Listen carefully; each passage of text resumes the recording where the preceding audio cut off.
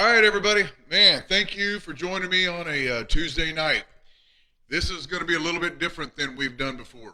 So, for those of you who are foundation members, welcome. Great to see everybody. And for everyone else, welcome to the Tim Young Tuesday night Facebook class. Now, we're going to get into a lot of information, and I'm going to try to do my best to get this all done within an hour. But there's a lot of work to be done, and I've got a lot to share. I'm going to start out with this, and I'm hoping that everyone watching tonight, and I have a feeling we're going to have several hundred on this group tonight from all over the world, and I know many of you will be watching this, later on from the other countries. We've got doctors from all over the world that have reached out to me, said that they're looking forward to this class. So if you're watching this recorded, make sure that you go on Messenger if you have a question and send me a message about anything that we talk about tonight. But for everyone else that is watching this, I hope you're going to take some notes. And the first thing I want you to write down before we get started on anything, I want you to write this down. Your life comes from you, not to you. I want you to write that down, and I want you to think about it. I want you to look at it. I want you to read it every single day.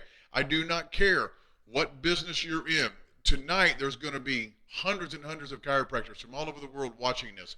But we've also got hundreds of people from all other businesses that are watching this tonight also. So many of the things that I'm going to talk about pertain specifically to a chiropractic practice, but many of the things that we're going to talk about translate to everything. So let's get in the middle of this. Now, before we get started, I know there's a ton of you that don't know anything about me. So I just want to open up with this. I started out like many of you, high school, college, undergrad. I was in the Navy. I get out of the Navy. I decided to go back to school, and I'm going to become a chiropractor. I go to chiropractic school. I get out of chiropractic school, and just like most of you listening to this, when we get out of chiropractic school, we have not got a clue what we're doing. So for the first 3 years, I'm an associate doctor. Starting in 1995, my first associate position. I will tell you, I won't go into all the details, but many times I get asked or get told, well, Doc, you don't understand. My situation's different. I've had it rough. Let me explain something to you. 5 months into my first associate position job, I go to the office. My key won't unlock the door anymore. The locks have been changed. The practice has been shut down and moved without me ever knowing anything about it. I am married. I've got 2 little girls, and I got a baby on the way, and I have no job. And I have nowhere to go. So yes, I do understand what's going on. Next position, I find another job working as an associate. $700 every 2 weeks is what I was making as a chiropractor to feed a family of 5. Yeah, it got real interesting. The next position I found, I worked in a personal injury clinic that they were building the business up. They were going to sell it to me. Then I found out through an accountant that as soon as they sold it to me, they were going to pull all the business from me. It's been a real interesting ride. So my wife and I, we decided to go out on our own back in the end of 1998, beginning of 1999. And so what I'm going to share with you tonight is going from broke, survival mode, just trying to pay the bills, like maybe some of you are right now, or many of us have been there, go from that to where I am today. We're going to share this. I literally opened the doors and we went from 0 up to $1 million practice, and for the last 15 years, we've maintained it. I've seen everything from 1 a day to 5 a day up to 300 a day. That's my record at one time. Maintain a 200 plus practice every single day for years. The biggest question I get asked, probably on a weekly basis, is what do you think? What were you doing? Where was your mind at when you were going through your biggest phase? Now, this was years ago when I was at the very top, and I still practice it. I'm going to be honest with you guys. I just got home just a little bit ago from my office, and Monday, Tuesday, I've worked 12 hours so far, and I think we're sitting at 305. So I'm not at the volume that I was, but I have associate doctor helping me, Dr. Adam. He's amazing. He's in there helping me because now I'm doing so much of this kind of stuff. But with that being said, what was it? What was between my ears? And I'm going to tell you, my wife will tell you, back in the day, I was absolutely obsessed. And what's interesting is, it's hard to remember what you were thinking, what you were going through, because you're in the middle of it. Man, you're just going. And I was obsessed. I was obsessed with a lot of things, but what I think I was obsessed more than anything was I finally got out of this mindset. I got out of this world of working for these other doctors that were so limited, and I was finally exposed to doctors that were doing big things. And for the first time, all these years ago, I was exposed to the potential, what was possible within a chiropractic office. And once I saw it, I became obsessed with creating it, right? And so this is what happened. Um, this last February, we did a complete remodel in my office. And I was just going through old papers. I was throwing things away. I was, 18 years in one building. I built this building. We've been there 18 years. And I was just cleaning up. And I was going through old stuff, and I came across this daily checklist. And I hadn't seen this in years. I think I wrote it back in 2012, 2011, something like that. And I'm reading it, and I started laughing. It's like this is what I wrote. I created this checklist for me. Now this is way before I became a chiropractic coach, way before I started doing anything. This was just me working on me. Gang, you cannot imagine how many books I've read and how many CDs I listened to. Well, back in the day, cassettes.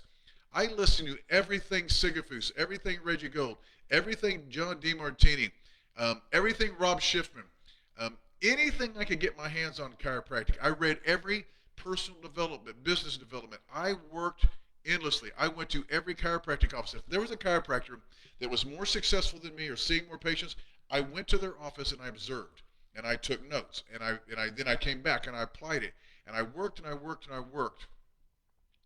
And what I finally realized, and this is what I started with right here in the beginning, you guys, is what I started to learn and what I started to, or what was starting to be revealed to me, is that everything that happens in my world, whether it be patient visits, new patients, collections, the relationship with my wife, the relationship with my kids, the house that I lived in, the cars that I drove, the trips that I went on, every detail of my life, 100% without any doubt, came from me. It came straight from who I was, what I was thinking, what the actions I was taking. And as I read this checklist, it really brought me back to that time of my life when I was creating, when I was generating, when I was working and really fine-tuning this. And so what we're going to do is we're going to take a step back in time, and I'm going to share with you. Now, I shared this checklist with, I don't know, maybe 500 or 600 of you. And I get so many questions on some of these things you want me to explain. And I thought, this is a good opportunity for me just to slow it down, break it down, one at a time, read it. And there's a lot of these things that's going to be self-evident. It's going to be obvious what I was working on. But some of these things you might not think about the same way I think about. And what I'm going to do is I'm going to break it down, and then I want you guys to take this, and I don't want you, some of these things, like the very first thing we're going to talk about, I wrote down, I will maintain a 230 per day pace. That's 230 patient visits a day pace. You may not ever want to do that. It's a lot. I'm going to be honest with you. It is a commitment, and it is discipline, and it is not for everyone. I'm just not going to lie to you. Put whatever number is that you want to. What I want you guys to understand is this is what I worked on, and the majority of these things I still work on. Now you can make even a bigger list if you want to. This is just the one I found, and I want to share it with you. I want to break it down. But what I'm getting at is I want you all that are watching this to take it and implement it into your own lives. Make your own list. The key, this isn't a list to read. This is a list to live by. It's a daily reminder of who you are, what you do, and why you do it. All right? So if you guys are ready, let's get in the middle of this. Daily checklist, right? April 2022. Tim Young is talking to all his brothers and sisters out there. Number one, I will maintain a 230 per day per visit check pace. Now listen, I said pace. And when I wrote this, I was not seeing 230 a day. That's not what I was. That's not how many visits I was seeing. I don't remember how many I was seeing. But what I wanted to do in my brain, if I could see 230 a day, that was going to get me between 600 and 700 patient visits a week. Now, this was working 3 days a week, Monday, Tuesday, Wednesday. Many of you that think you got to work Thursday, Fridays, and Saturdays, you don't. You do in the beginning, but you don't. I work Monday, Tuesday, and Wednesday, and I get told all the time that, well, my biggest day is on Friday. No, your biggest day is when you're there and you're present. That's why Mondays, Tuesdays, and Wednesdays, I would see that many patients. But what I want you to understand is I wrote this down, 230 day patient visit day pace. That's the pace I have to move. I don't care if I'm only seeing 60 in a day. That means I've got room to see the rest of them. All right? I want to make sure you guys understand this. But in order to do that, I have to maintain a 39 patient visit per hour pace.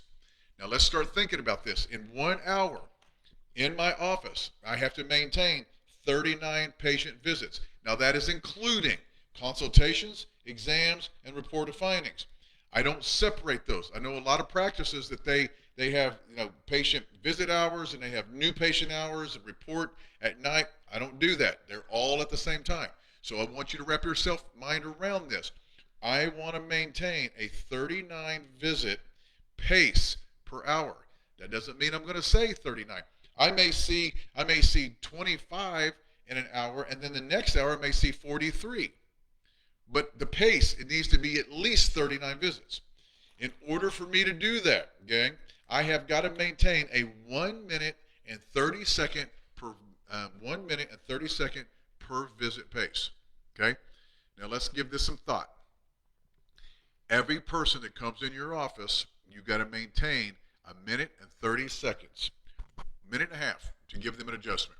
Now, in order to do that, you cannot spend a minute with useless and needless conversation. You cannot spend a minute in needless and useless actions and thoughts. Can't do it. So I started this list with, this is what my dream practice. This is my dream practice. 230 a day. You think about that. You see 230 days, 3 days a week. That's 690 visits in 3 days. You can do the math. You can tell you that's a lot of people, right? How are we going to do it? First, the next one on the list, I will be very specific when I adjust. What I mean by that is I am not manipulating anything. I am a chiropractor. I am striving to be a master chiropractor. And master chiropractors do not manipulate. They specifically adjust. I am be very specific when I adjust. I will adjust C1 on the left. I will adjust C5 on the right. I will adjust the fourth thoracic vertebra on the right. I will adjust L5 on the left. I will adjust the left talus. Whatever it is that I'm going to adjust, I'm very specific on. Now, what you guys are going to find is through this list and through tonight, I'm going to repeat some of these things. And some of the things that I'm saying are going to be said in a different way, and I'm going to break it down again. There's a reason for that. As I went through this list, and I've read it so many times, and I kind of laughed at myself because this was years ago. This was a younger version of me. This was the obsessed, I will stop at nothing to accomplish this goal me, right? A little bit different I am now, a little older. I'm a little slower, not quite as obsessed as I used to be with this, but this person that wrote this was wound tight. So you're going to see there's going to be a little repeating. The next thing, I will always maintain a specific purpose when I adjust. Now that's different than being specific. I'm going to have a specific area that I'm going to adjust, a specific bone, but I'm always going to maintain a specific purpose. There's a reason I'm adjusting. When someone comes in, I'm not adjusting them because they're laying on the table and I don't have anything better to do, right? I want you guys to think about this. And listen, I want you all that are here listening that are from other businesses, I want you to replace the adjustment with whatever it is may be. It may be a conversation. It may be doing nails. It may be cutting someone's hair. It may be fixing someone's car.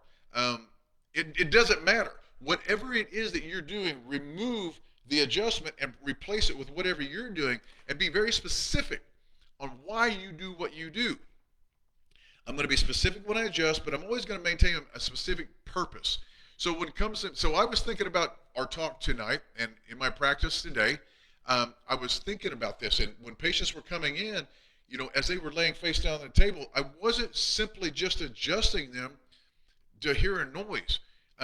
What that is, that's what we call the pop and pray and hope they pay practice. That's not what I'm talking about. What I'm talking about is creating a masterpiece in your office.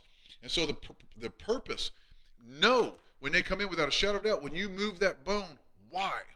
What is it you're wanting to accomplish with this? And you've got to be specific with that, all right? Next thing. Now, this translates through your entire life. In order to maintain, in order to accomplish these big goals, the next thing I wrote down is I will have no anxiety or fear of rejection. I'm going to stop there, and I want you guys to soak this up. I will have no anxiety or fear of rejection. So many times we sabotage ourselves. Okay? There's so many of us. And one of you, I hope you're listening right now. I hope because you just texted me a little bit ago, brother, and I said, I want you to listen tonight. This anxiety and this fear of rejection, I need to see you 3 times a week for the next 8 weeks, and then I need to see you once a week for the next weeks, and it's going to be $1,800. And you need to say that, and you need to own that without a shadow of a doubt. You need to own who you are, what you do, and why you do it. You cannot worry. You cannot have no anxiety. It doesn't matter if they reject you. It's irrelevant. Tell the truth, deliver on the truth, gang. You've got to remove this. And I wrote this for me because I come from a world of scarcity. I come from a world of anxiety. I come from a world of rejection. I remember when I first started in practice, I would tell a patient that I need to see him. I need to see you 12 times. And the pushback I got, 12 times? I can't come in here 12 times. I can't. You want me to drive here 12 times. You want me to pay for gas. And you want me to pay you, back then, $40 a visit. 12 times, and then I would start backpedaling. Okay, how about once, right? I can tell them now, I'll see you 3 times a week for the next 8 weeks, once a week for 8 weeks, and they do not bat an eye. Absolutely, Dr. Young, because I have no fear and I have no anxiety because I know what I'm saying is I'm telling the truth. And that's what I've got to get you guys to do. So when you're looking at this, have no anxiety and fear of rejection, when you read this list, I want you to think about yourself. Everything in this list, gang, be honest. Be honest with yourself, right? Really, you're not going to grow in your life unless you're going to freaking be honest about it. And that is one of the things that you need to really look in the mirror and ask yourself, do you have fear? Do you have anxiety? Are you worried about rejection? And don't lie to yourself. Next thing, you're going to hear this 3 different times. And it's fascinating that I wrote this thing down 3 times. I will flow, not force. Now listen, let's back up a minute. You got to remember what we're talking about. A 230 patient visit in 6 hours, new patients, consultation, reported findings, patient visits. In 6 hours, we're going to see 230 people. And we're going to do it with flow, not force. What I'm going to do is by the 3rd time I repeat this, I'm going to go into this deeper, but I just want you to think about, I will flow, not force. No matter what it is in your life, no matter what you do, I want you to meditate on this. Breathe this in. I will flow and I will not force. I will flow and not force. Let me ask you all a question. You got a swift river and you dive in. Is it easier to lay on your back and go downriver, or is it easier to swim and try to, swim upriver? Dumb question, but good question. That's life. You can swim upriver if you choose, or you can choose to flow, not force. We're going to come back to it. Next, I will adjust 3 segments or less. Chiropractors, this is vital. You are not manipulating. You are specifically adjusting. And I'm going to tell you without a shadow of a doubt, 27 years of experience talking to you right now. Not only 27 years of experience, I know doctors that's been in practice longer than I have, but they've averaged about 75 to 100 visits a week.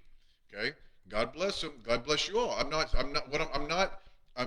being ugly about that. I'm not trying to be demeaning. What I'm saying is 27 years, but many of those have been 200 plus a day, not 100 a week, 200 plus a day. So I've got a lot of experience traveling worldwide, working with masters. Master Richard Yenny was one of my mentors. Dr. Master Hugo Gibson, one of my mentors. Less is more. Less is more. 3 segments. Do not manipulate. I want you to be very specific. I want you to take an x-ray and I want you to pick 3 segments. Atlas, C2, C5, C7, T4. It does not matter what vertebrae it is. It's whichever one has the greatest amount of stress, right? Find the primary cause. But I'm going to tell you guys, if you will work on 3 segments or less, not only will your results go through the roof, the body will respond quicker, your visits will be more efficient, your patients will not be as sore, and they will let you know how much better they're feeling. They will return. But if you beat them up every single time and you go through the motions, what I want you to understand is not only are you beating them up, you're beating you up. You will not maintain this for a long period of time. I promise. Next. Now, these things are going to sound a little silly and self evident, but I think it's important. I will be warm. What does that mean? It doesn't mean wear a coat in the office. You're going to be warm. You're not going to be cold. And that's an inside job. Remember what I started with. Everything in your life comes from you. It comes from you. I will be warm. I will smile. I will move quickly but effortlessly. I will be warm. I will smile. I will move quickly but effortlessly. If you're warm and you're smiling and you're moving with a sense of purpose effortlessly, you're not rushing anybody. It just means you're paying attention and you care. You respect your patients. You respect your clients. I'm going to tell you something. Um, it doesn't matter what business you are in. When you are wasting somebody's time, you are rude. You may, out of good intention and out of the goodness of your heart, because you're a good person, you may tell yourself that you're spending time with them, that you're having conversations with them because you think that that's what they really want. And I'm going to be honest with you all, it's not. Now you can create your practice or your business around people who don't have anything better to do than carry on long useless conversations. And if you want to do that, then that's the kind of practice or business you'll have. But if you want to really be successful, you're going to build your practice or your business, no matter what it is, around successful people. And successful people do not waste time. So I want you to be warm. I want you to smile, not because you know I told you to, but because you truly love what you do. And I want you to stay focused. I want you to be quick and effortless. I will stay focused. I will stay focused. Many of you listening to me tonight have heard this before. The rest of you, I want you to do this. I want you to think about this. Chiropractors, if you're in your office when you're with a patient and you're getting ready to adjust or you're adjusting them, every thought that you have, every single thought that comes into your brain at that time, however long you're with them, is typed out on a screen in your waiting room for everyone else to read. Would you stay focused? If you're on the phone with somebody and you're having a conversation and every thought that you have that pops in your head while you're having a conversation is coming to them on a screen so they can read that on the other end of the line, would you pay attention to your thoughts? Stay focused. I will stay focused. That was huge. I will stay focused. Not for a minute, not for an hour, all day long for 230 patient visits.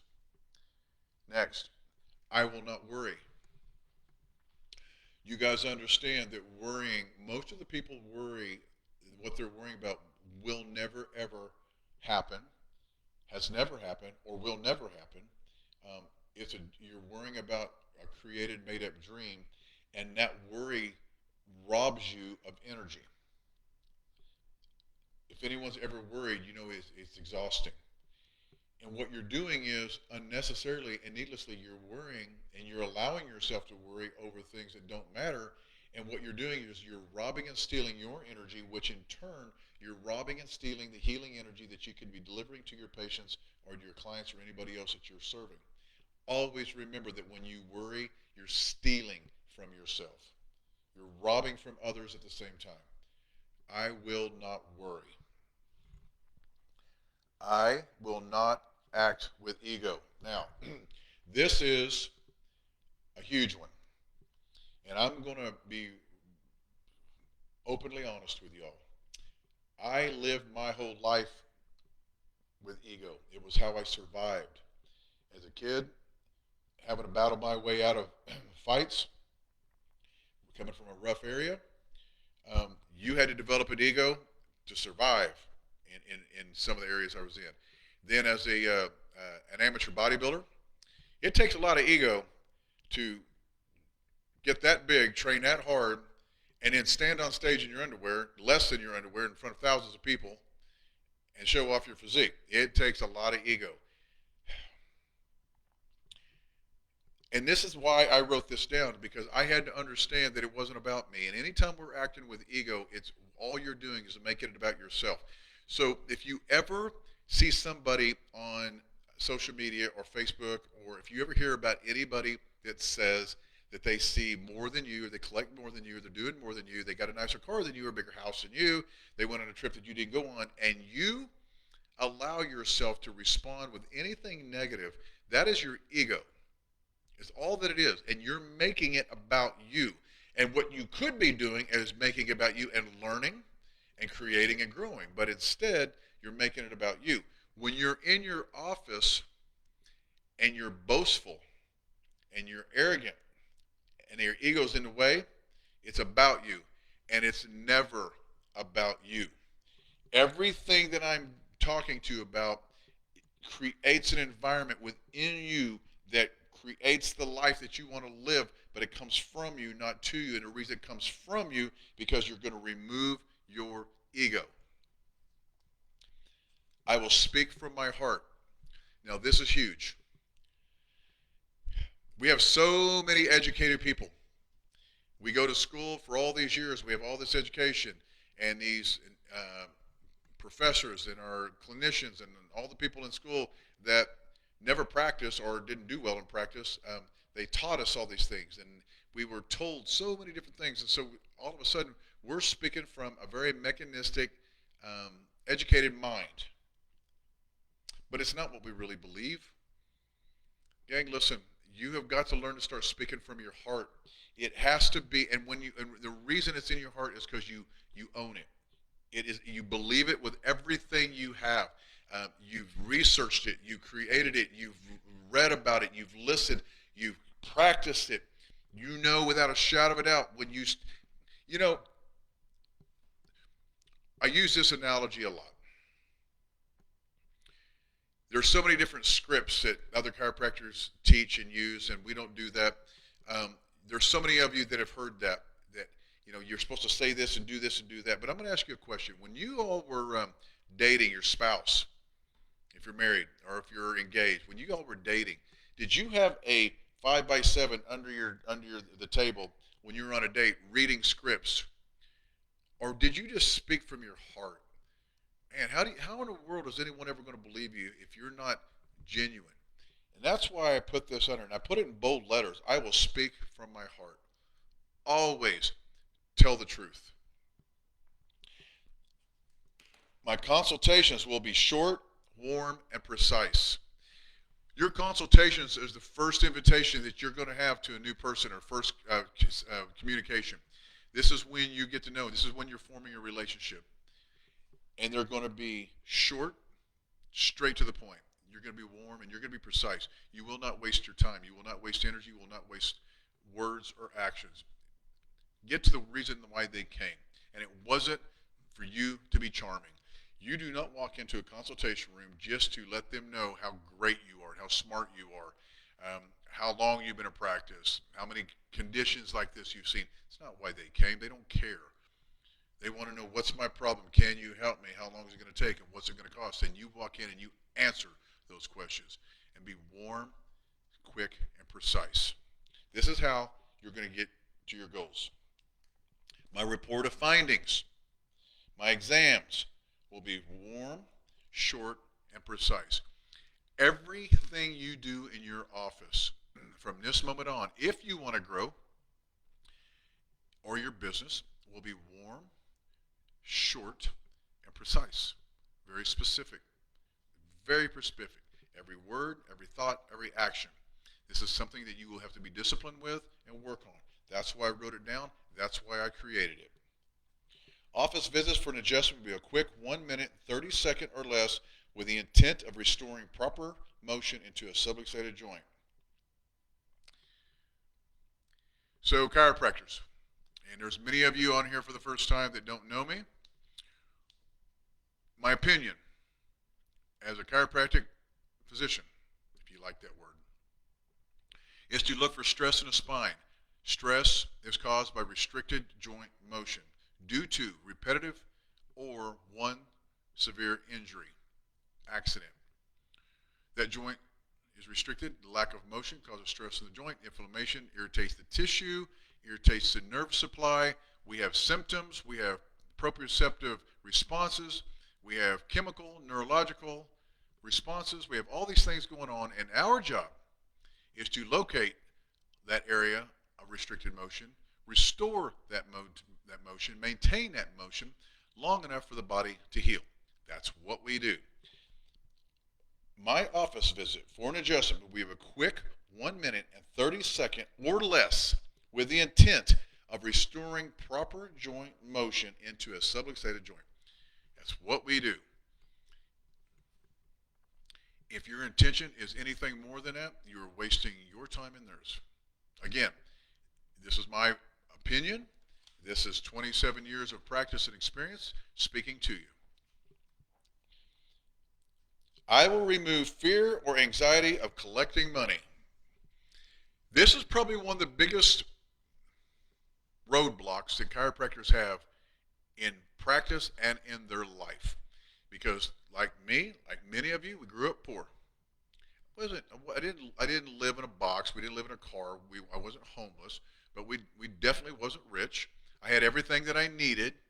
Okay, I had roof over my head, food on the table, parents who loved me. I had everything that I needed, but it was a weird mentality. I mean, we did, every dime you watched every penny. So what happens is we develop this attitude about money, and we have got to remove and fear anxiety about collections. I'm going to give you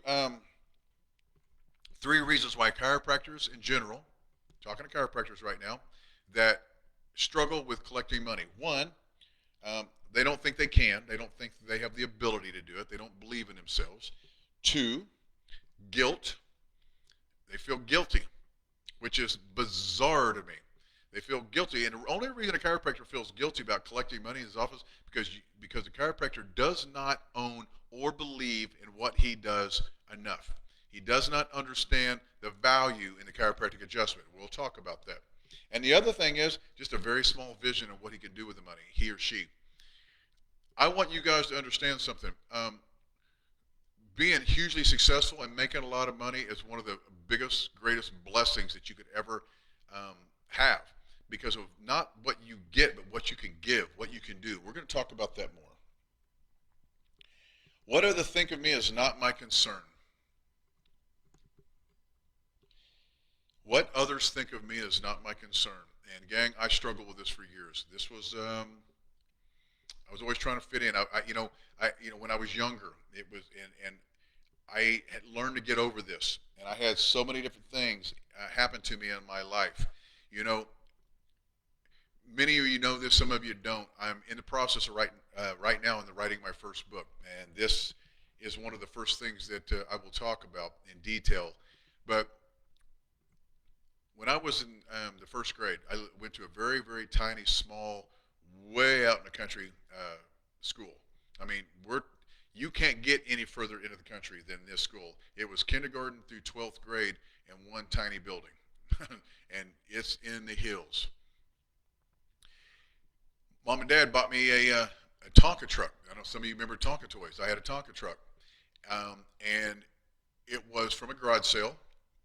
I don't know how much Mom paid for it. I'm going to guess no more than 50 cents or a dollar back then.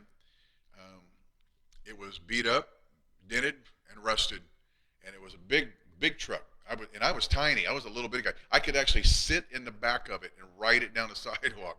Um, the truck, it could dump like that, and it was my prized possession, gang. It's bizarre that here I am, 55 years old, and I can remember this story so vividly. You know, there were so many crazy things in my life, but this one was impactful. And I took it to school one time because I wanted to show it off. I mean, I wanted, I was tiny. We didn't have anything. I rode the bus to school. There was a bunch of other poor country kids too, but I was proud. And I'm trying to fit in. I'm trying to. I cared about what others thought about me. One day on the bus, I've got my truck and I have it in my lap, and I'm so proud of it, man. I'm just beaming. I got my dump truck. And on the bus, we stop in front of this house. And this kid, his name is Greg Donnelly. I do not know why I remember his name. His family owned the feed store, the big feed store there in this. And it wasn't even a town where I lived. It was literally the school, a building with a little store, really wasn't even a grocery store, just like a quick stop. And the post office was in that. And then up on the hill was the feed store. I mean, you had to go another 40 miles to town. Well, the Donnellys owned it. So we pulled up in front of his house. And I'm sitting on the bus and I'm looking out the window. And he had lined up all along the fence row every one of his Tonka trucks. He had, and they were all brand new and shiny. Tonka truck, road grader, backhoe, tractor. There's like 15 of them lined all the way up. Brand new, shiny, had them all, and I sat there on the bus with my broken down, rusted dump truck. At the time, I was too little and too young to understand the impact it made on me, but all these years later, reflected back, and it's going to be in the book, we'll break it down even more. It comes back to me, and there's been several other things that's happened to me through my life that reminds me that what others think of me, what I have, what I do, what I created, what I didn't create, the mistakes I made, the accomplishments, it's not my concern. I have to be concerned with all these other things. I've got to watch my ego. I've got to make sure that I'm warm. I've got to make sure I speak from my heart. And that moment taught me such a huge, valuable lesson. It was hurtful. It was painful. And the only reason I had to be painful and emotional because I still remember it to this day. You don't remember everything that happens. I remember that. And it has served me all these years. And what we've learned through writing this book, that things like that had to happen for me to be here with you. So moving forward, I want you guys to always remember what others think of you is not your concern. What your patients think of you is not your concern. Your only concern is to tell the truth, deliver on that truth in all aspects of your life, in your relationships, in your business dealings, in your practice. Doesn't matter. Tell the truth, deliver on your truth. I will not complain. It's next on the list. I will not complain. It's kind of like worrying. It steals your energy, and you're a thief. And if you're stealing from your patients, if you're stealing from your clients, if you're stealing from your family, it will come back. It's contradiction. It will come back to bite you. I will not complain. No one's listening. No one cares. Stop it. If I slip, I will immediately correct. And this is huge, gang. This is probably one of the biggest things. If I slip, I will immediately correct. If I'm with a patient and I get off on a tangent, on a conversation, if somebody comes in and mentions that they're getting ready to vaccinate their 2-year-old and I lose my mind for 15 minutes, I slipped. I will immediately correct. If I adjust every bone in the body and realize I'm tired off that one patient, I will immediately correct. Gang, you have got to become disciplined and become a master of these things. And the way you do that is not from making mistakes. You're always going to make mistakes. You're human. But it's correcting them. And if you slip, you correct immediately. That's why you should highlight that one. When you're reading this list, highlight, if I slip, I will immediately correct. I wrote it down again. I will not worry. I will not worry. Second time I wrote that down. I think we beat that one up. But reason I wrote it down twice is because I'm reminding myself. There's a lot of things you can worry about. We can worry about the economy. We can worry about the weather. We can worry about mask mandates. We can worry about vaccine mandates. We can worry about all these things. I've yet to come across any situation that was conquered by worrying.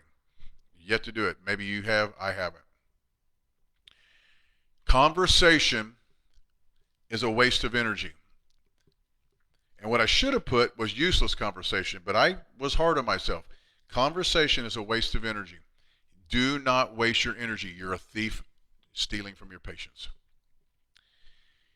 Gang, listen, I don't care if you're a chiropractor, a hairdresser, I don't care what business you're in. No one that does business with you or comes to get an adjustment, no one was sitting at home and thinking to themselves, you know what, I need to get up, I need to get dressed, I need to drive across town, I need to go into that office, and I need to just sit down and have a conversation with, old Dr. Young.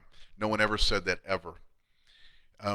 What they did was they said, you know what, I have pain in my lower back, I have a migraine, I can't open and close my hand, I had a new patient today, a young man, 18 years old, that immediately started having seizures, and they don't know why. I need to go see Dr. Young because I need an adjustment, an intentional, specific adjustment. And I'm going to go see Dr. Young because he's warm, he's intentional, and he doesn't waste my time. Conversation is a waste of energy. There is. If you want to have conversations with somebody, take them to lunch. Do not do it in your office. I will use my energy for healing. Huge. Gang, chiropractors, we are healers.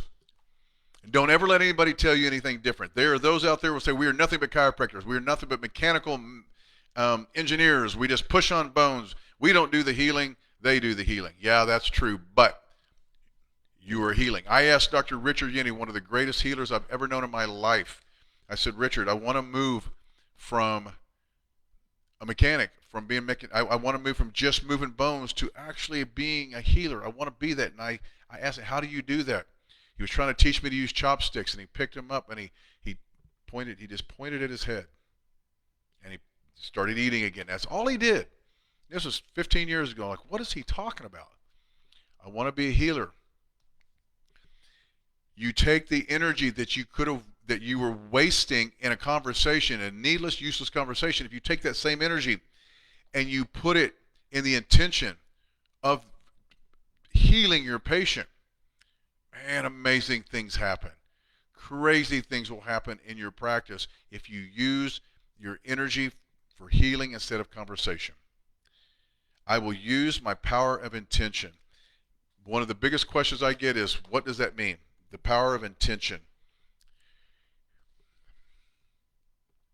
First of all, you have to remove contradiction. Patient comes in no matter what they come in with. Like the young man that came in with the seizures today. My intention is to remove neurological stress that is interfering with the brain's ability to communicate with the body. That is my intention, and it's pure. My intention is for that young man to live a normal life without having to worry about seizures. Now, if I told his mother and him that, but my true intention was to put him on a treatment plan and see how much money we could get out of him. If my true intention was just another visit so I can see how many visits I can see that day, it's not going to work, dang. That's not telling the truth at all. My power of intention, my intention with the patient is to use the energy that I have into the specific adjustment that I make in a specific area that I adjust and allow that body to heal as God intended. But more than anything, you got to want to. I'm going to get to that. I will get to this. I'm going to go in this deeper just in a minute. I will use my power of intention. Second time, I will flow, not force. Second time I said it, I'm going to say it one more time, and then we'll get into it. I will be calm but focused. Just because I'm calm doesn't mean I'm asleep. I'm not bouncing all over the place. I'm not rushed. I'm not in a hurry. quick and effective. I'm efficient. I'm not wasting energy and wasting time, but I'm not in a hurry. I'm going to be calm, but I'm going to stay focused. I'm going to do my very best. I almost said I will not, but I will do my very best not to let my mind wander. When I'm with you, I'm with you.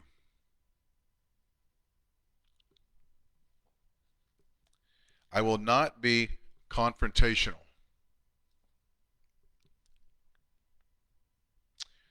Gang, you do not have to be confrontational in your office. Tell the truth, deliver on the truth. If they want to confront you or be confrontational with you, then it's on them. It's not on you. Do not waste energy.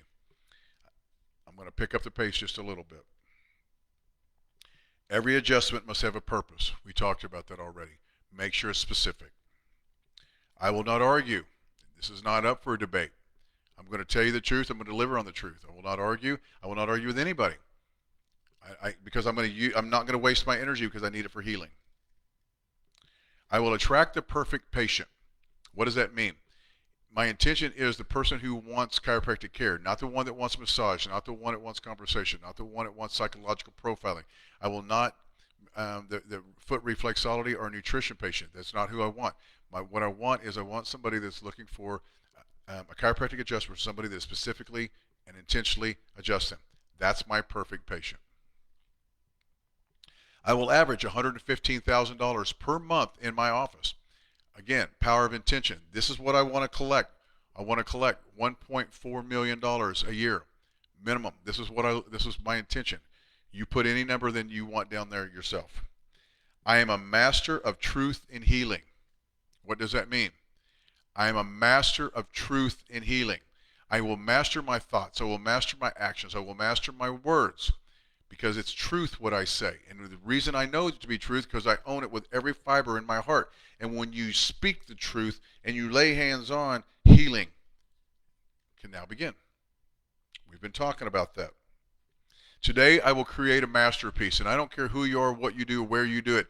Every day is an opportunity for you to create a masterpiece. It could be a nightmare, it can be a finger painting, or it can be a Rembrandt. It's up to you. And it doesn't happen overnight. It is a daily process. The person who painted this painting behind me is a master artist. To me, that is a masterpiece.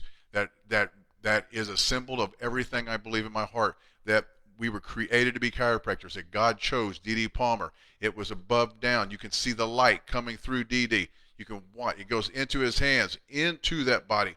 Healing. This is what we're talking about behind me. I look at it every day. I live this, breathe this, sleep this. This is what we are. I am a master of truth and healing. I will create a masterpiece. I will focus on the one in front of me.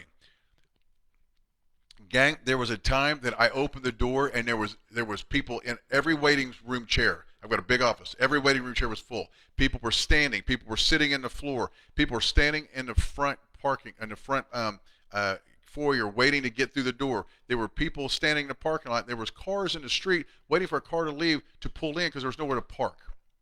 It was insane. And the next person came in, I shut the door, and that did not exist. I will focus on the one in front of me. For a minute and 30 seconds, they get it, and they feel like they've been with me for 10 minutes.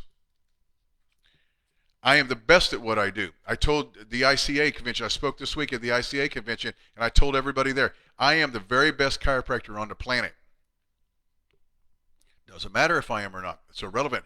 I believe that I am, and I also believe that my patients deserve to go to the best chiropractor on the planet. If I didn't believe I was the best, then what that's saying is that my patients are just going to a half-ass chiropractor, and that's all they deserve. And then I'm going to have some anxiety about some money. Then I'm going to want to spend more time with them, try to create value. But that's not what I do. I'm a master chiropractor. I'm a master of my thoughts and actions. I'm the very best at what I do. And I can do it in a minute and 30 seconds or less. And that value cannot be priced. I charge $55 a visit. It's worth more than they can afford. Today, I am a master of my thoughts. Today, I am a master of my words. Today, I am a master of my actions. Today, I will focus on my goals. Today, I will lose my ego. Today, I will guard against negative people. Today, I will let go of my grudges, gang. Let it go. It doesn't serve you. Today, I will move in my direction. And I wanted to stop here. I don't care who you are. If you're listening to this, many of you that are listening are in foundations, and I want you to understand that move in your direction, not anyone else's, not mine, not previous people you know, not family members. Move in your direction. Create your life. Your life comes from you. Move in your direction. I wrote this down many years ago because I made a decision that I was going to move in my direction. I was going to be damned if I was going to let anybody tell me what I can and cannot do. I was going to go do it my way. I will always believe in myself. If you do not believe in you, do not expect anyone else to believe in you. Do not expect your spouse, your kids, your patients, your coworkers, anyone. If you do not believe in you without a shout it out, 100%, you believe in who you are. You believe in what you do. You believe in why you do it. If you do not expect anyone else to believe in you. And if you don't, then you need to work on why and correct that. I wrote that down in great big letters. I will believe in myself. I don't have to ask for permission to live my life the way I want to because I believe in myself. I will always be respectful to everyone. If you want to push me off the edge, you want me to like go against some of these things, be respectful to someone in my presence. I respect everyone, and I am respectful to everyone because it's the right thing to do. I will protect from allowing the wrong ones in. I get asked about this a lot. I will protect myself from allowing the wrong ones in. What does that mean? The wrong patients. I won't accept. I had a patient a few years ago that came in and said, "Doc," I said, I got to talk to you about something." "Yes, sir." These things you got up about vaccines. I don't believe in it. Vaccines are the greatest accomplishment in medical history. It saved lives, and for you putting this up there, you're threatening people's lives. You're putting them in danger. I opened my door and I said, "I understand. I don't think this is the right place for you." And he wanted to debate. He wanted me to listen to him. I'm not listening to you. You're entitled to your opinion, but I'm also entitled to open the damn door. Take your ass somewhere else. I will not let the wrong ones in. I will guard in my relationships, in my friends. I will remove you. If you become the person or you are the person that I don't believe is appropriate for my world, I will not let you in. And you guys need to be guarding against that. I will love. Gang, what's interesting is I have friends of mine that have asked me, how is it possible that you truly care and love people like you do? They don't get it. And what I don't get is how you can't. I don't understand. I have a genuine love for everything, for life. My word, oh my gosh. I love everything. I love people, strangers, family. I love my patients. It comes from somewhere deep. And I thought maybe it was just me being crazy until I watched my daughter Alicia, and I watch her in her practice. She never has to say she loves them because the vibration from her is so powerful that you feel it. And I hope that everyone around me feels it also. I will love. And I wrote this down there not because I needed to remind myself, because I believed how important it was that I see it and remind myself.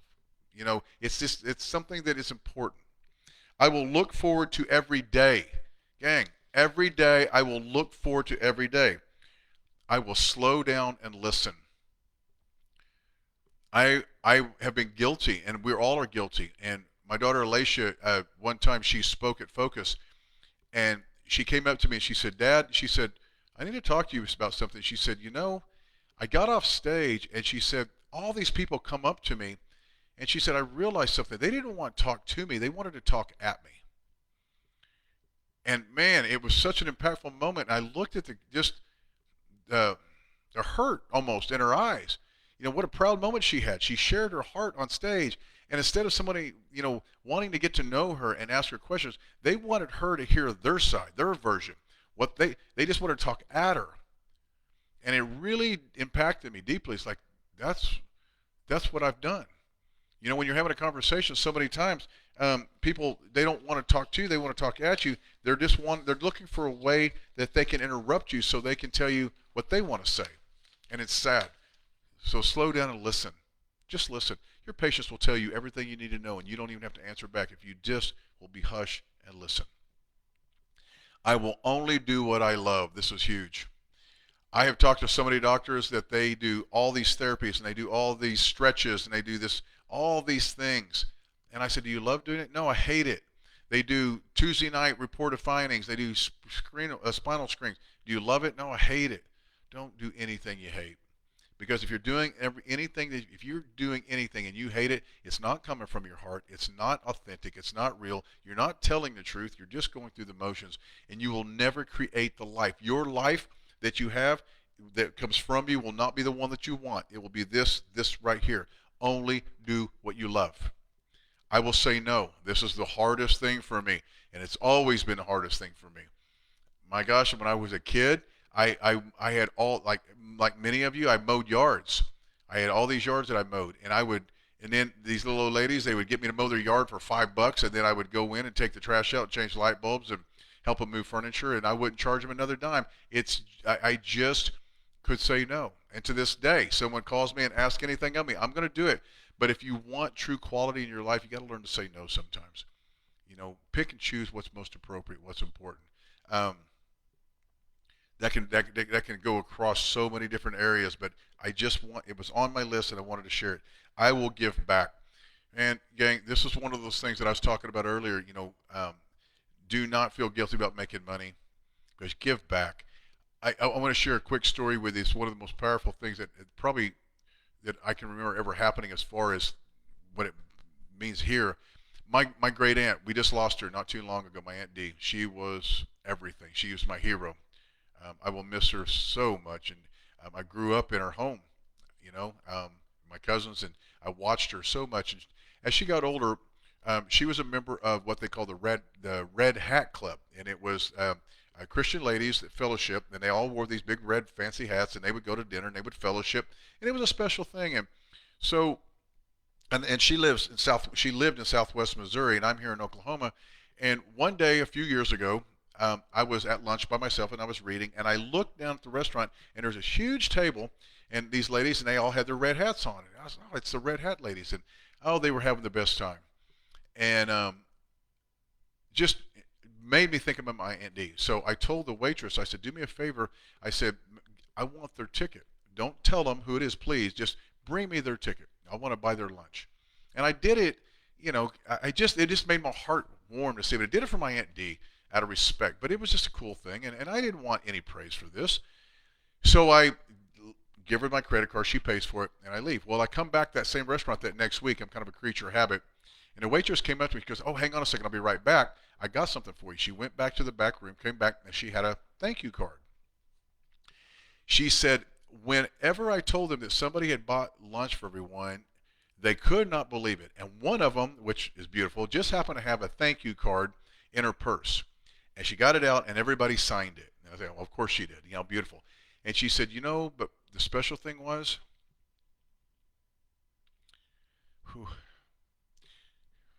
they all held hands, and they prayed for you. Man, one of the greatest gifts I've ever received from anyone, let alone a stranger, a group of amazing women held hands and prayed for me. What was that worth? Give back. I will not feel the need to fit in. We talked about that. I will be happy. It is a choice, gang. Patients ask me every single day, Doc, are you always this happy? How can you always be this happy? How can you not? How can you not be happy? Every morning I get up, and my wife has in our bathroom, I'm taking a shower, and I look up at it, and it's just framed picture, and it just says, Dear Life. It's beautiful here. God. Be happy, gang. There's no reason not to. I will not hesitate. My personality is I will jump off the cliff and build the airplane on the way down. Like Coach My son's wrestling coach. You got to learn to pull the trigger and aim later. I'll not hesitate. Um, Gang, we've got one shot at this life. Hesitation is just taking seconds away that I could be serving and helping someone else. I could be doing something to create a better life for my family. I could be at another restaurant buying someone lunch and getting prayers and blessing someone else. Don't hesitate. Man, life is too short. Get off the fence, man. It's time to quit looking at your practice and looking at your life with this vision, with these goggles up. Good enough is good enough, because it's not. It's not, and it never will be. I will not hesitate. I will not procrastinate. I will reset before each patient. What does that mean? So today, I got a good dose of it. I had a family of 5 kids, and like 10 and under, and they were all over the place, and mom and dad, and I've taken care of every one of them since they were born, and this is like home to them. High energy, all over the place, laughing, screaming, carrying on, and I mean, you're just like this, and they walk out the door, and the next patient was a little, she's 70 some years old, and she had a headache, and I needed to reset because I need to be there for her. I've had patients come in that have lost spouses or lost families in car accidents, and they come to my office, and I break down and I cry with them. I lost people. They lost people. It was like horrible, gut-wrenching, heart-ripping moments. And then when they walk out the door, I got to leave it because the next patient doesn't deserve that. I will reset before every patient. I will get whatever was on my mind out because the next patient deserves me to be present. I will flow, not force. Yang, I hope through this series of questions, these checklists, that you're starting to get a feel that our lives are given to us. Our life comes from us. We've got all the opportunities in the world. We have everything waiting on us. We just got to flow and not force it. Get in a river and go downstream. Don't get in a river and fight it upstream. It's ridiculous. Don't do it. I will always go the extra mile. I will do anything and everything I possibly can for you. Listen to me. Everybody listening to this right now, whenever you might be listening to it, you have my honest to God word. I will do anything and everything in my power to help you in any way that I possibly can. And I mean that. I just don't waste words. I don't say these things lightly. When I tell someone that I will, I will. When I tell someone that I love them, it is unconditional, and it was with everything that I have. Understand that. My behavior is a function of life-centered present moment awareness. I wrote this down a long time ago. My behavior is a function of life-centered present moment awareness. I'm in the moment. I'm not going to live on what happened to me in the past. I'm shaped by that because everything that happened to me in the past had to happen. But my present awareness is what's going to shape what's going on right now. I will become detached from the outcome of my intention. This is the number one thing that I get the most questions about off this checklist. I will become detached from the outcome of my intention. Someone asked me this, and I said, let me ask you a question. When you love somebody, do you only love them because they love you back? Do you love them because of what they give you, or do you love them unconditionally? When a patient comes into my office, I am very specific on why I'm adjusting them. If they do not get well, if they do not respond, that is not my responsibility. It never was. I am not in control of the universe. I am not in control of innate healing. I'm not. I am in control of what I'm in control of, my thoughts, actions, intentions. And I've got to detach myself from the outcome. I love everybody with all unconditional love. I don't. I used to ask this question a lot. This was a little exercise I used to do with everybody. And I'm going to ask you guys this. Just follow me on this. So you go over to a friend's house, right? Someone you care about deeply. You love them. They're your friend. You've spent a lot of time together. And it's a new home, and you give them a home-warming gift, right? You go out, you look for it, you buy it, you spend your money on it, you give it to them, and you want them to know how appreciative you are of what they've accomplished, how much you care. You leave, you're backing out of the driveway, and as you're backing out and you're going down their street, you glance over, just happen to glance over, and you see your friend walking out the side door of their house with your gift still wrapped and just throwing it in the trash. How do you feel? Okay. If you're honest, you're upset, you're hurt, you're offended. How could they possibly do that? Why? Why are you hurt? Why are you offended? Or why? Did you give it to them because you wanted them to love you back? Did you give it to them because why did you give it to them? What was your intention? Now, I know this is a weird exercise, but I want you to really put yourself in that place. So when a patient comes in, I tell them the truth and I deliver on the truth. I am not concerned with the outcome. I'm not concerned, do they believe me? Did they pay? Did they return? Did they follow through? Did they refer? I'm not concerned with any of those things. My only concern is my intention, my truth. This is what I'm concerned with. And this is what created the life that I live today. I will look for the most appropriate and precisely correct response to every situation as it occurs. I will look for the most appropriate and precisely correct response to every situation as it occurs. I didn't say I was going to, and I make mistakes, and I screw this up all the time. That's why I wrote it down. But that is what that's how you become a master of your life, is when you look for the most appropriate and correct response to every situation.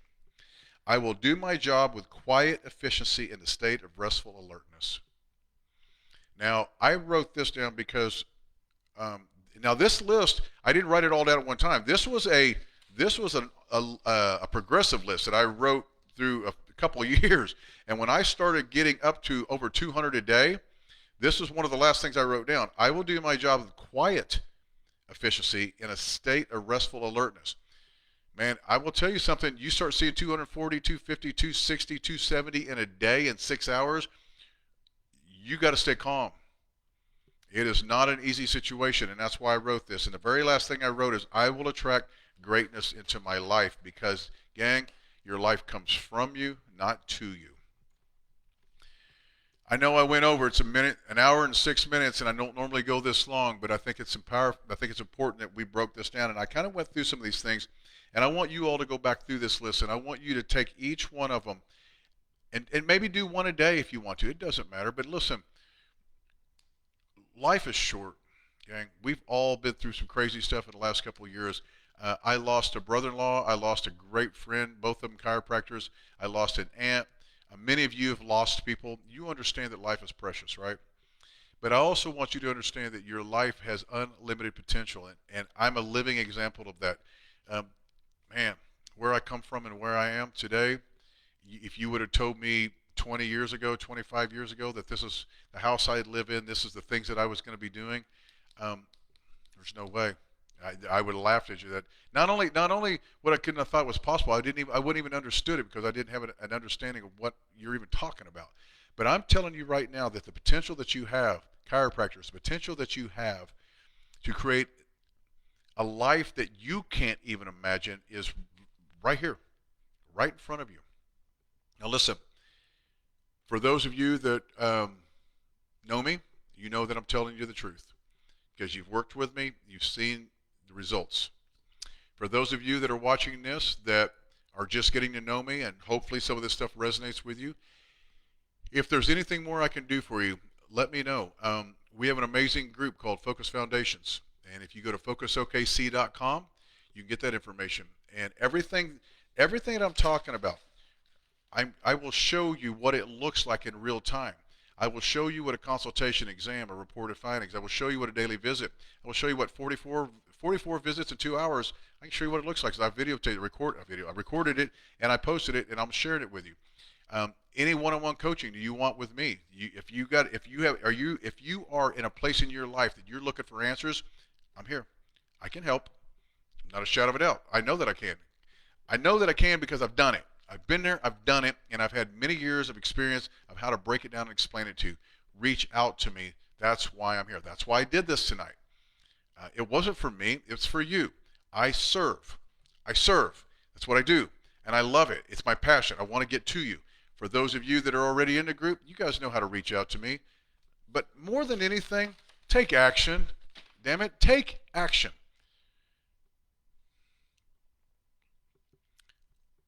You know, I kind of mentioned that we're in the middle of writing this book, and it's going to be pretty remarkable. So far, the reviews on it that are coming back are blowing up.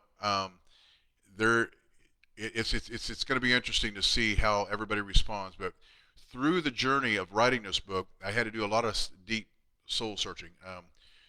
My partner in this book that's helping me write it, that's helping me put it all together is Dr. Mitch Harlan.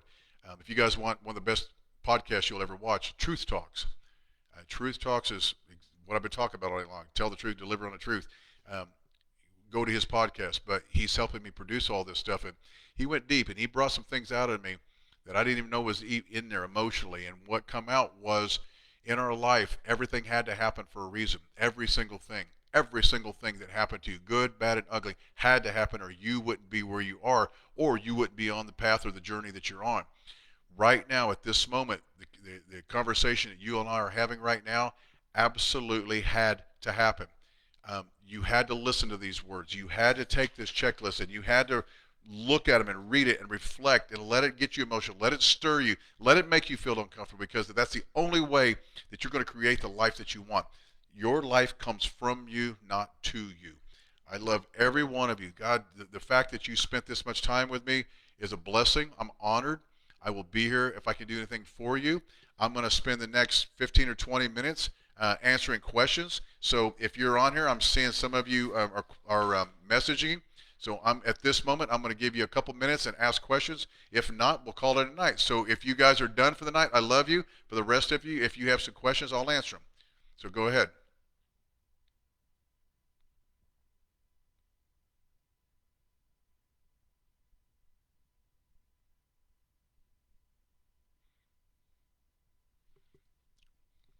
I know there's a little bit of a time delay, so I should have told you guys to get your questions ready, but it's probably a good idea that we did this, along the way.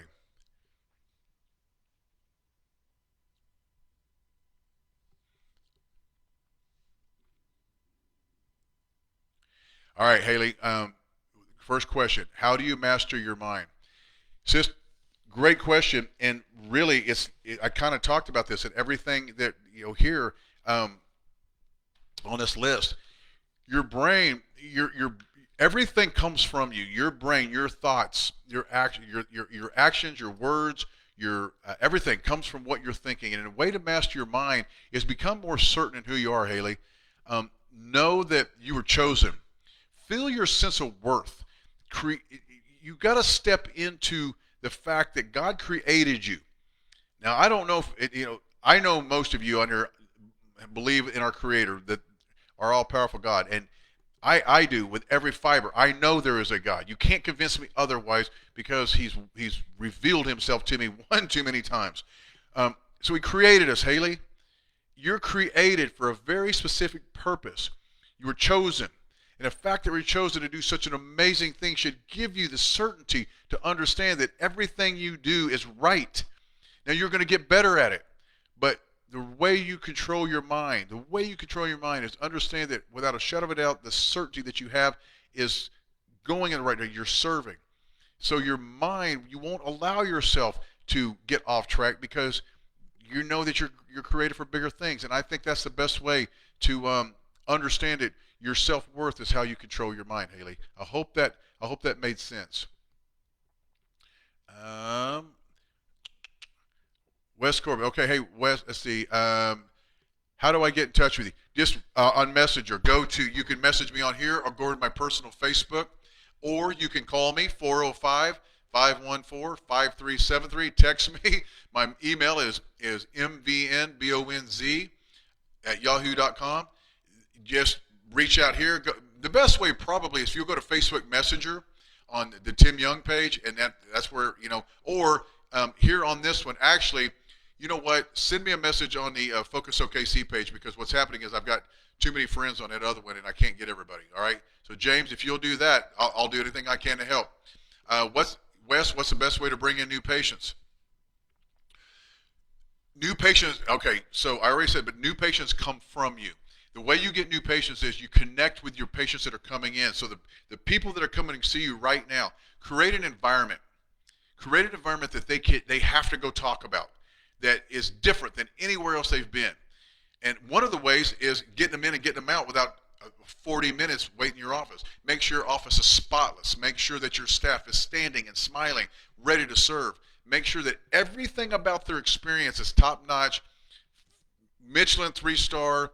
Nothing else compares. Every single time they come, make sure you're warm, you're precise, you smile, make sure you care and you love them. They will go tell everybody they know. I had a patient one time, Wes, that was mad that she was in my office. She didn't want to be there. Her adult kids made her come. She was in so much pain and she kept complaining and griping. She was hateful to everybody, and she had her arms crossed and she was pissed off that she was in my consultation. And she told me that I don't believe in you. Chiropractors are quacks. The only reason I'm here is because my kids won't shut up. So here I am. What are you going to do? That's word for word what she said to me. And I kind of laughed and I said, well, I tell you what, since you're here, let's just talk. Why are you here? Why do you hurt? I don't know why I hurt. Well, then where do you hurt? And so she told me it was I don't remember what, it was her lower back or whatever it was. I said, okay, well, what'd you do? I mean, I just started talking to her like, well, why'd you do that? Well, I don't know why I did it. That's a silly question, I know. But we're here talking. Let's just be silly. Okay? I said, I'll tell you what. How about I do this? How about we get an x-ray of it, and then if I can't point and show it to you, then okay. Matter of fact, if I can't point and show it to you, I won't even charge you for it. How about that? Well, whatever. I'm already here. Long story short, by the time I got done with her consultation and exam, Wes, she went home. She put 3 neighbors in her car and brought them back to my office. 4 new patients in one day. Just because I was warm, I connected, I was precise, I smiled, I treated her with respect, and I loved her first. That's how you get new patients. And I know it's not what you wanted to hear. Love them first. They don't care what you know until they know how much you care. Plain and simple. And plug for the group, I have a whole video series on connection, how to break it down, how to connect with patients in your office to get them referred. I had, I don't know, 6 or 7 yesterday, 7 or 8 new ones today. We average 50, 60, 70 new patients every month. And I don't spend a dime on any advertising. So that's how you get it. Reach out to me personally and I'll help you more, okay? Do you ever give your patients home recommendation exercises, stretches? No, because they're not going to do it. Alex, I don't ever do that. If they ever ask me about any of those things, I tell them to go on YouTube and watch the video on hamstring stretches or core exercises. But I don't hand them out anything because they're not going to do it. It's wasted paper. It's wasted actions. They're going to take it and throw it in the trash. They're not going to do it. If they ask me, what do I need to do to strengthen my core? Go on YouTube, put in core strength exercises, watch those. They're going to learn more on that than any piece of paper you give them. And so if they actually go do it, then they'll learn, but they're probably not going to. So that's kind of my on that. Yeah, Andre, so for the rest of you, so what's going to happen is when I end this video, then it'll be recorded, and then you can go back and rewatch it, okay? But I got to wait till I end it. I appreciate you, Brett. Do you ever review the list with your staff so that they're on the same path as you? I did back in the day. I know that I went over this with them, and we not everything, because a lot of this stuff was for me, but absolutely. You want your staff, but here's the thing. I'm going to explain something to you, Paul. It's like your children. They don't listen to what you say. They're going to watch what you do. They will follow you. And so if you are living this list, if this is who you are and what you're creating, they will follow right in behind you. I promise you. They watch what you do. They don't listen to what you say. Now, you can share that with them, and so they can work on those things too, but it's more of an inside job, Paul. Rodney, I appreciate you, buddy. What do you do, Jake? What do you do to personally reset between each patient while still maintaining your pace? That's a good question, Jake. I should have went into that a little more detail. That's a hard one. It's stop. Don't speak. So the patient walks out. I call the next patient's name. I'll say, Jake, and I take a deep breath. And I smile. And just stop. Don't talk. Just say their name. And as they come in, reach out your hand. If it's a guy, shake their hand. Glad you made it safely. If it's a lady, open the door. Glad you made it safely. Reset. Deep breath. Say their name. Deep breath. Smile. Invite them to the table. Every single time. I did it all day long. And it was a crazy day. You know, there were times I had downtime, but there was times it was at a zoo, and every time someone would come in, The Coleman family, there was a whole bunch of them. They all come. I just open the door. They all come in. Hey, everybody. They all left. It was a chaos zoo. Jerry, take a breath, say their name, look them in the eye, be present with them every single time. That's what you do, Jake. I appreciate all the comments. And I want all you to go back and you can go back and read these comments too. John, I appreciate you, buddy. Nathan, you don't just talk about practice and focus. You talk about being a better person, being a better. Yeah, Nathan Raiders. I appreciate that. Here's the thing. Everybody's putting. Our members are sharing this, and it makes me happy. You know what? Building a chiropractic practice is not really that hard. Proper procedures, proper focus and direction, proper adjusting. But man, if you want to be a hugely successful chiropractor or hugely successful in any business, it comes from you. Believing in yourself, loving yourself, having a relationship with you personally. When you look at yourself in a mirror, do you really like that person? Do you love the relationship that you have? Do you love the people that's in your life? When you take that in any business, in any practice, man, it creates so much. And we work more on that than anything. Because you got to get right. That's why we call it foundations. If you don't have a solid slab foundation, you can't put a stem wall up or the roof, or it will fall. So you got to begin with this. And when this is right, everything else takes care of itself. I really appreciate the comments. Nathan, thank you. Melissa, what's your favorite book besides the Bible? One that helps you with the things you discussed. Oh my gosh, I have so many. Well, there's one right here. Here's a great one. Excellent Wins. Excellent Wins by Horst Schutz. This is the guy that started the Ritz-Carlton. Another book, and one of my favorite books, is Start With Why. Simon Sinek, an amazing book. Anything by Deepak Chopra. Oh my gosh, I got hundreds and hundreds of books that I could go over. But Melissa, you know what I'll do is send me a personal message on Facebook, my personal, and I will send you. I'll go and find because I know, Melissa, that you're not a chiropractor, but I will send you something that I really think you'll appreciate and enjoy. Let's see, Rob, what if your town isn't a high income area? It doesn't matter. Look, I know a chiropractor, and this has been years ago. He was in the poorest county of Arkansas, the second poorest county in the entire country as a chiropractor, and was seeing 80 a day and collecting $800,000 a year. Look, money is nothing more than exchange of energy. And yeah, you know what? Here's the thing. I'm going to be honest with you, Rob. I know doctors in New York City. They're averaging $100 a visit. That's what their visits are, is $100. But it's $9 for a beer, right? So you got to take that for. But people will pay anything. You got to understand that your patients are buying and paying for everything else.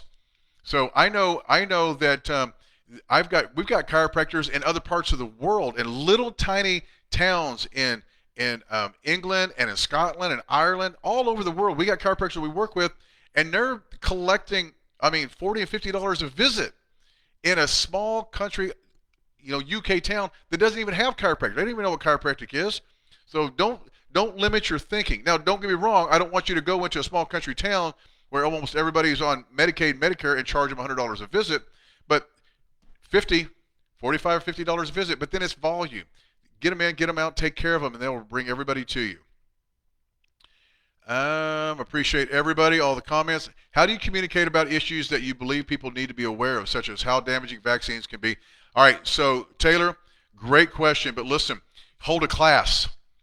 Listen, if your patients really want to know, hold a class, like once a month, Tuesday night, and do a vaccine class or do a nutritional class or whatever. But in your practice is not the appropriate time.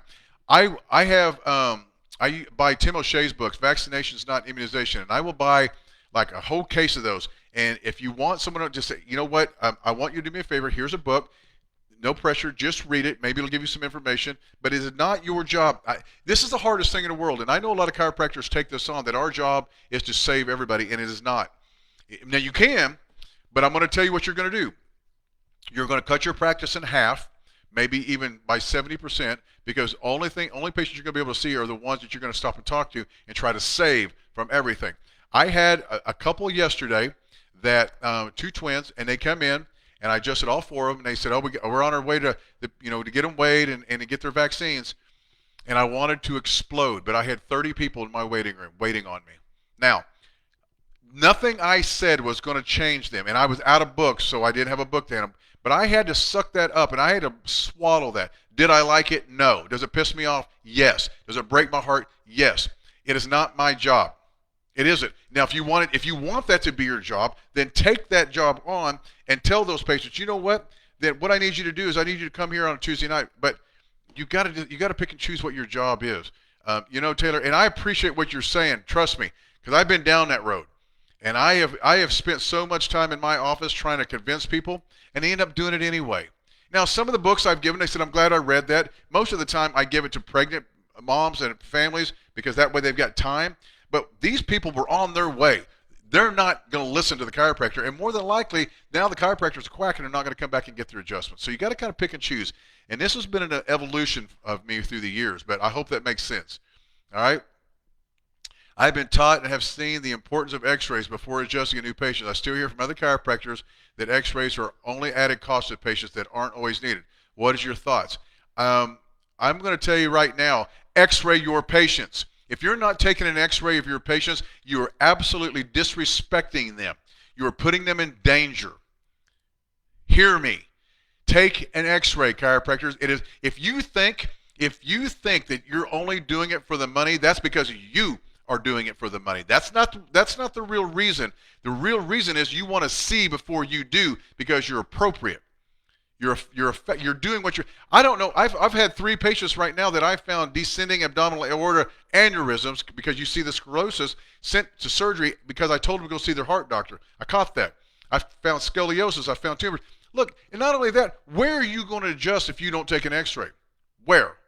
Now you've got a 52-year-old patient with lower back pain, and you're just going to start drop table on them? Really? And and you think that's appropriate? No, gang. I know. All right, I'm calming down. Take X-rays, not because you're trying to make money off of it. Take X-rays because it's appropriate, and just because your school told you that it wasn't appropriate, you were learning from people who failed in practice. These people didn't make it. They're making $30,000 a year teaching you not to succeed in practice. And I promise you, there's not a patient one out there that will be upset with you for taking an x-ray. Matter of fact, they're going to be upset that you didn't because you drop-tabled or you slammed on them or you did something without knowing what you were doing. And then you're going to wonder why. Well, why is my practice not growing? Because you don't know what the hell you're doing. Take x-rays. All right, I know. Sorry, not sorry. Is your Hilda? Is your X-ray analysis the same as a Gonstead listing system? No, no, it's really not, Hilda. What I do is I look for stress in the spine. So when I take X-rays, I'm looking for changes of X-ray presentation, whether it be bone spurs or shifts and changes. It's it's similar to Gonstead. I shouldn't say it's not. It's similar to Gonstead, but with my own approach. But I love the Gonstead listings. Don't get me wrong. I would much rather use the Gonstead listings than not do it at all. All right. What would you say to 1995, Tim, just starting out if you could today? Oh my gosh, I get asked that sometimes. You know what? 1995, man. I don't know. That's a great question, Haley, because I wouldn't want to spoil it. I wouldn't want to spoil what's coming because my life has been such a journey, and where I'm at now is so beautiful. It's just one of the most amazing experiences. I mean, just getting to be me sometimes makes me laugh. I don't even get it. Like, why? Right? And if I went back to 1995 and said, dude, you're not going to believe what is going to happen, it would spoil it. It'd be like telling what's going to happen at the end of a movie, which I'm not at the end. I mean, we're just getting started, but I don't know. I think, you know what? Oh, you know what I would say? Shut the hell up. Talk less. The 1995 me was still trying to be charming and talk everybody into it.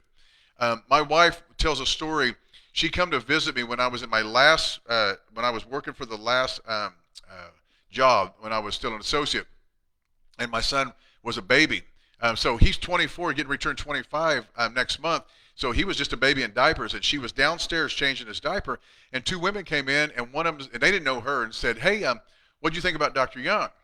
And so she's listening now. She goes, "Well, he's a nice guy, but boy, he talks a lot." Yeah, he talks like that. He's nice. And so she tells me at lunch that that's what they said, and I was so upset. I was so offended. What do you mean? I was just blah blah blah. Haley, I would go back and say, "Shut up." They come for an adjustment. Hell, if I could go back and tell my 1995 that I would have got to $1 million practice a hell of a lot faster. So that's the message for the night. Shut the hell up. When you coming back to KC anytime soon for a seminar with us, Cleveland? Taylor, I would love to, but we have coming up. When is that? So you guys know that we have the Rising Star seminar coming up. Rising Star is April 29th here in Oklahoma City. We're actually having, here at my house, I'm doing philosophy night on Friday night. Then I'm spending all day long Saturday working with students. And so it's called the Rising Star. So if you'll go on God, where do we find that at? I will post that again on my personal Facebook, and I'll make sure it's on this Focus OKC. I'll have Brooke post that again, but hopefully you can make it to that one. Gang, listen, it has just gotten too busy. I'm traveling all over the world now. We got Easter this week, and then next week I'm in London. So I'll see all my UK brothers and sisters. I'm looking forward to that. Yeah, I'm just too busy. So instead of traveling to all the schools, I'm having you all come here for one weekend. So I hope you can make it. All right. So this is an hour and 30. I'm getting ready to shut it down. Last question.